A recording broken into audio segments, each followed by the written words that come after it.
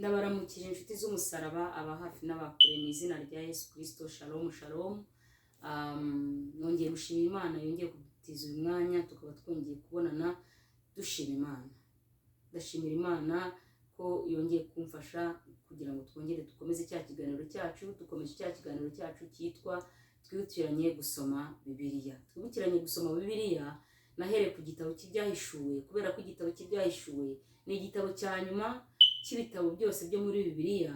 Abantu benshi badakunda gusoma, kirimo amagambo y'amayobera, abantu benshi badakunda no gusobanukirwa, kirimo amagambo ateye ubwoba, ubuhanuzi Yohana yahanuye buteye ubwoba. Ubwo rero niho ndashaka kugira ngo dukomeze aho twari tugejeje. Mbere ya byose reka dushime Imana. Turagushimira nyagura ku ngoma Imana, uwera wa Isiraheli, ngushimiye kubera ko wabona imbabazi. Mu izina rya Yesu Kristo ngushimiye umwanya wongeye kuduha.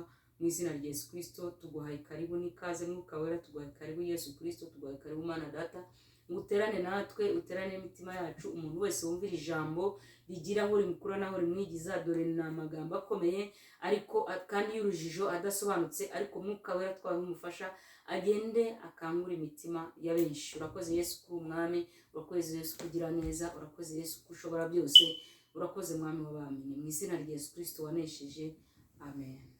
Muraho nanone, ndashima Imana yongeye kumpa aka kanya ko kugira ngo twongere dukomeze dusome twibukiranya ijambo ry'Imana ryo mu gitabo cy'umuhanuzi Yohana, ahanura mu gitabo cy'umuhanuzi witwa Yohana avuga ku byahishuwe. Igitabo cy'ibyahishuwe, igitabo cy'ibyahishuwe kirimo amagambo akomeye avuga imperuka, avuga uko minsi ya nyuma bizagenda, avuga uko impanda izavuga, avuga n'ibyago bizatera isi. Duciye mu bice byinshi bitandukanye. Igice cya mbere twatangiye cyavugaga ubutumwa bw'amatorero 7 yo muri Aziya. Turakomeza tugera ku rwandiko rwandikiwe Abefeso, inzandiko zose 7 Paulo yandikiye Abefeso. Ntabwo ari Paulo, umuhanuzi Yohana yandikiye Abefeso, uko Imana, uko Umwuka Wera ari ku Patimo yamuhaye kubisobanukirwa. Ngo yajyanywe ari mu mwuka, nuko abona ayo magambo y'ubuhanuzi. Umwuka aramubwira ngo ibyo ubona byose ubyandike. Uwiteka akomeza tugire neza. Twari dukomeje rero tugeze ku gice cya 10, twageze ku gice cya 15. Umunsi turongera dusubire mu gice cya 15 kivuga ibyago 7 by'imperuka n'ibyago by'imperuka bitera, aricyo gice cya 16. Ibyago 7 by'imperuka cyo ni igice cya 15. Ngo mbona mu ijuru ikindi kimenyetso gikomeye gitangaza, nicyo bamarayika 7 bafite ibyago 7 ari byo by'imperuka. Ibyago 7 ari byo by'imperuka, kuko muri byo arimo umujinya w'Imana wuzurira. Mbona igisa n'inyanja n'ibirahure bivanze n'umuriro. Mbona n'abatabarutse banesheje ya nyamaswa n'igishushanyo cyacyo n'umubare w'izina ryayo, bahagaze kuri iyo nyanja y'ibirahuri, bafite inanga z'Imana, baririmba indirimbo ya Mose imbata y'Imana n'indirimbo y'umwana w'intama, bati: Mwami Imana ishobora byose, imirimo yawe irakomeye kandi iratangaje. Mugabe w'amahanga, inzira zawe nizo gukiranuka n'ukuri. Mwami, ninde utazakubaha cyangwa ngo ye guhimbaza izina ryawe, ko ari wowe wenyine wera? Amahanga yose azaza akwikubita imbere akuramye, kuko imirimo yawe yo gukiranuka igaragajwe. Hanyuma y'ibyo mbona urusengero rw'ihema ryo guhamya ryo mu ijuru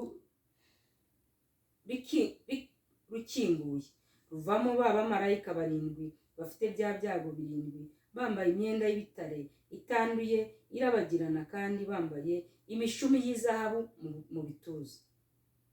Kimwe muri bya bizima 4 giha abo bamarayika 7 inzabya 7 z'izahabu zuzuye umujinya w'Imana ihoraho iteka ryose. rwa rusengero rwuzura umwotsi uva mu bwiza bw'Imana no mu mbaraga zayo. Ntihagira umuntu n'umwe ubasha kurwinjiramo kugeza aho bya byago 7 by'abo bamarayika 7 byarangiriye. Tugiye gusoma igice cya 16 kivuga ibyago by'imperuka. Numva ijwi rirenga rivuga muri rwa rusengero ribwira abo bamarayika 7 riti, nimugende musuke mu isi izo nzabya ndwi z'umujinya w'Imana. Uwa mbere aragenda asuka urwabya rwe muri iyi si. Abantu bafite ikimenyetso cya ya nyamaswa bakaramya igishushanyo cyayo bafatwa n'ibisebe bikomeye bibi.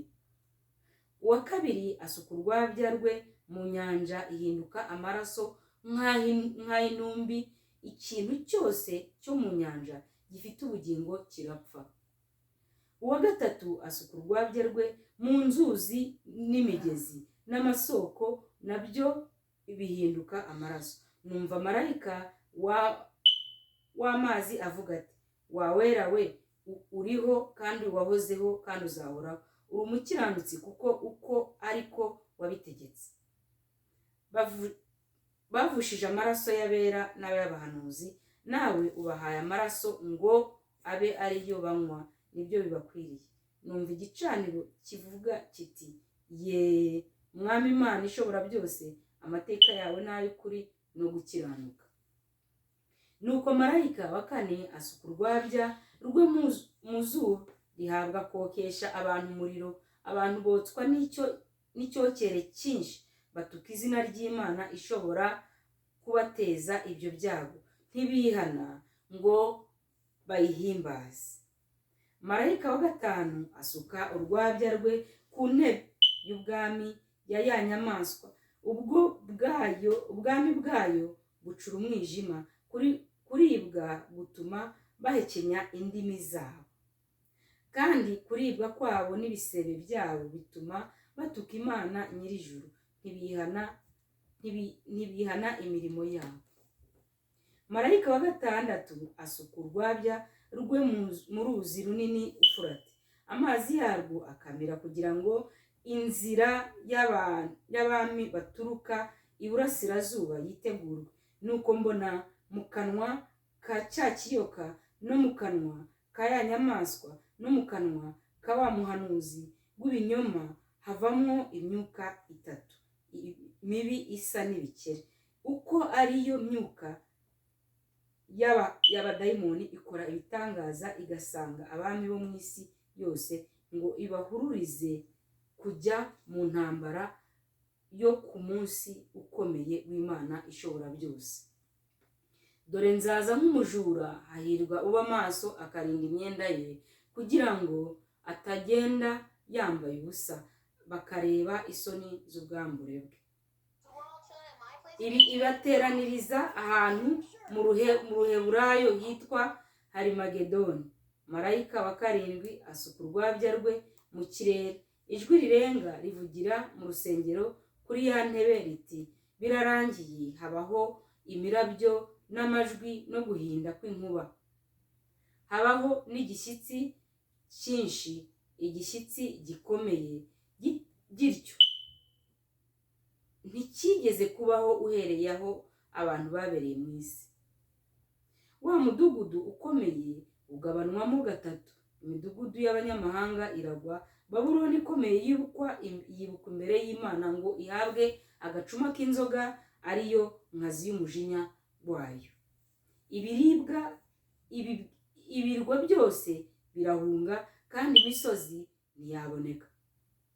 Urubura rukomeye rumanukira abantu ruvuye mu ijuru. Ibuye ryarwo rimwe riremera nk'itaranto. Icyo cyago cy'urubura gituma abantu batuka Imana, kuko icyago cyarwo gikomeye cyane. Uwiteka atugire neza. Turacyavuga ibyago bizatera isi mu gitabo cy'umuhanuzi Yohana cy'ibyahishuwe. Ndakomeje ni amagambo ateye ubwoba yatekerejeho bibaza ukuntu isi kweri izamera gutyo.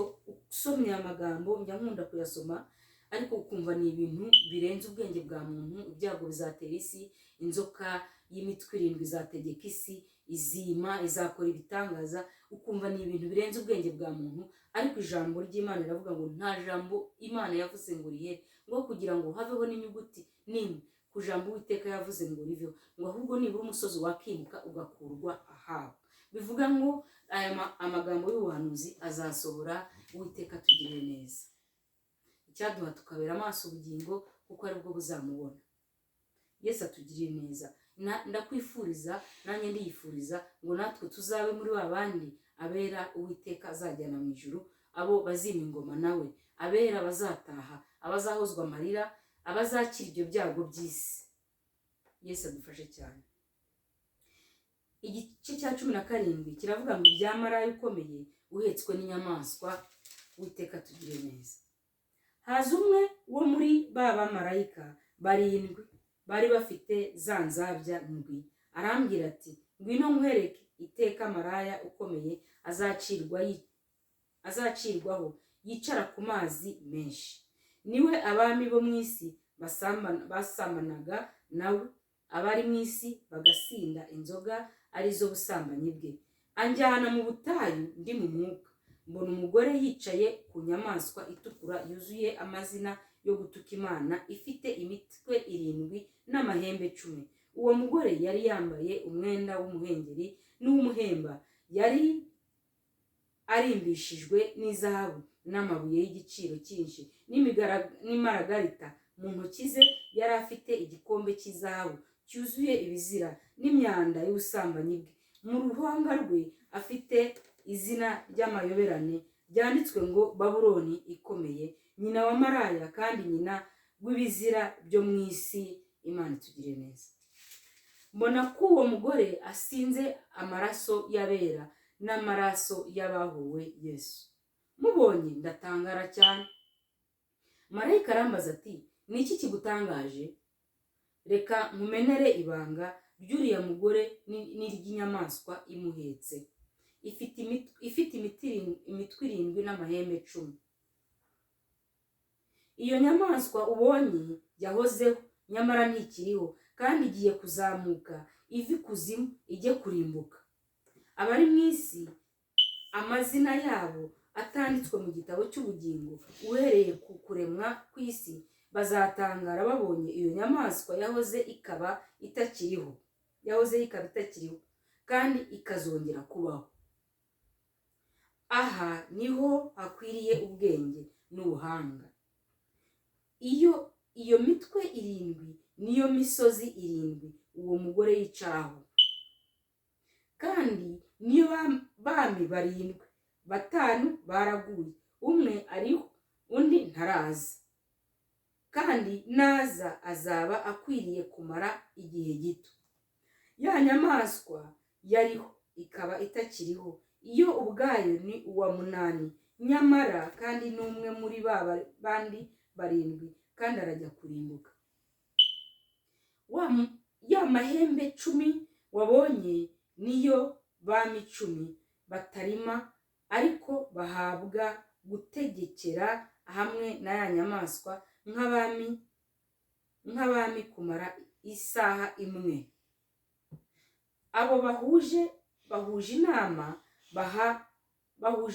baha ya nyamaswa imbaraga zabo n'ubutware bwabo. Bazarwanya umwana w'intama, ariko umwana w'intama azabanesha, kuko ari we umutware utwara abatware n'umwami w'abami, kandi abari hamwe nawe bahamagawe, batoranijwe, bakiranutse, nabo bazayinesha. Amena. Haleluya. Nuko arambwira ati ya mazi wabonye wa maraya yicaraho niyo moko n'amateraniro y'abantu n'amahanga n'indimi. Ya mahembe 10 wabonye na ya nyamaswa bizanga maraya uwo, bimunyage, bimucuze, birye inyama ze, bimutwike akongoka. Kuko kuko imana yashyize mu mitima yabyo gukora ibyo yagambiriye no guhuza inama no guha ya nyamaswa ubwami bwabyo kugeza aho amagambo y'Imana azasohorera. Wa mugore wabonye niwe wa mudugudu ukomeye utegeka abami bo mu isi. Umugore twatangiye tuvuga ari we maraya ukomeye ngo wicara ku nyanja, hejuru y'inyanja, niwe ugereranywa n'umudugudu ukomeye. Umudugudu ukomeye ngo utegeka abami bo mu isi. Uwiteka atugirire neza. Ndabashimiye, Uwiteka abaha umugisha. Nejerewe Imana mu mutima idushoboze kugira ngo dusome. Ubutaha tuzakomeza dusoma igice cya 19 cya 18. Ndabifuriza kugira ngo mukumbure. Yesu abaha umugisha. Amen.